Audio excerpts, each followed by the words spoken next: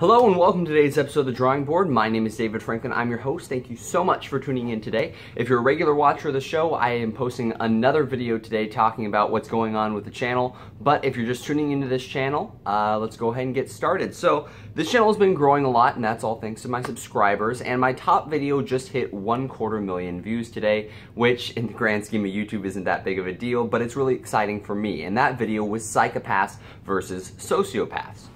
And, you know, there's some things that I've actually learned on the topic post making the video. And to be fair, the video at first was just talking about how psychopaths and sociopaths are perceived, not exactly how science sees them, because scientifically speaking, there's very little difference between the two, but that's according to the DSM-5, which is a psychological measuring tool. But the DSM-5 is the fifth installment of this psychological journal, and it does adapt over time. So there's a possibility we see psychopaths and sociopaths differentiated in the future. Who knows? But in celebration of all those views, I thought we would talk a little bit about psychopaths and, you know, sociopaths as a collective term, just calling them psychopaths and psychopathy, and talking about a really, it's probably not funny to other people, but I think it's funny, a funny psychopath test. And the psychopath test goes a little something like this. You are standing on top of a bridge, and you see a train coming, and the train heads along one track and then splits into two tracks. The track it's heading along, it's going to hit about 10 people, and they're all going to die. You, however, standing on top of the bridge, see a switch off to the side that you can pull, and if you pull this switch, it's going to switch the direction, and the train will only hit one person.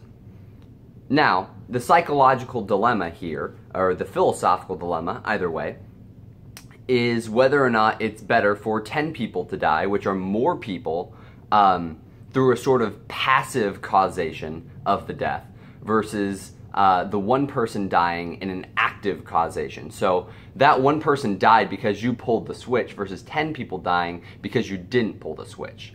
Now, this isn't the actual psychopath test. Most people, while they might struggle with it a little bit just because they might cause the one death, most people will say that they'll pull the switch, they'll feel bad about the one death, but in total 9 more people lived, and that's a good trade-off. However, that's sort of a middle ground active causation. Even more active than that is the situation where the train is coming and it just keeps going straight. You see 10 people there and they will get hit. But there is a very large man right next to you whose considerable bulk, if you take him and throw him off the bridge, will probably derail the train, and those 10 people will survive. Now, this isn't the kind of active causation where you pulled the switch. This is you directly murdered someone in order to do this. And for the average person, this is a much more difficult thing to answer. Whether or not you would do it is not the question. The question isn't whether or not you would actually throw this man off to save 9 people. That can be your own moral dilemma. Where the psychopath test comes into play is if you go, yeah, no, I don't understand what the difference is between the two. Of course, I mean, statistically, I absolutely would want to save 9 people no matter what. And the interesting thing there is psychopaths are often seen as being very inhuman and emotionless. And in this case, they still can have a sort of, I don't know, statistical morality, but that doesn't mean their brain works in the same way that we do, that the normal human does.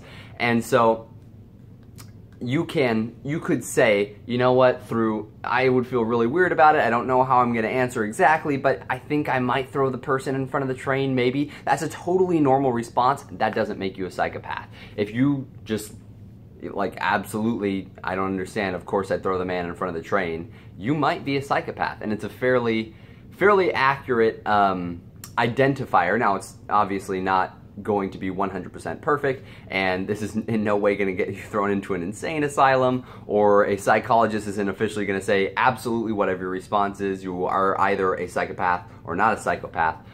But it's just an interesting thought experiment to me. The problem that I have with this, stepping away from the normal psychopath test, is even if I wouldn't struggle with throwing the man in front of the train, how in the world does your brain work in that way that this isn't like someone said, hey, what if you throw that man in front of the train? It might stop it. That's different.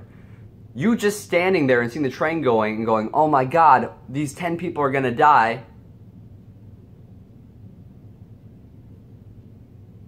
That's a totally different thing. Like, how in the world does a brain function like that? And if your brain functions like that, that doesn't mean you're a psychopath. And if your brain doesn't function like that, that doesn't mean you aren't a psychopath. It's just my response to the question, because why in the world would I think like that? It's just such a ridiculous thing that my brain would never go to there to solve the problem. If someone yelled it at me, though, I might make a different decision. Anyways, I hope you like this Psychopath versus Sociopath video celebration, I guess you would call it. And we're going to be back with a lot more videos. We're going to get a lot more into the Myers-Briggs test and a lot more of the sort of philosophical, scientific questions I've been posing. And I've gotten done with all of my Kickstarter projects. I finally got them all done, 100% out and gone. So I don't have that responsibility anymore, so I can get back to making a lot more videos. So thank you very much for watching. I hope you liked it. And I hope that you enjoyed the bizarre psychopath test there. I think it's absolutely hilarious. But anyways, have a great day, and I'll see you in a couple of days. See you guys.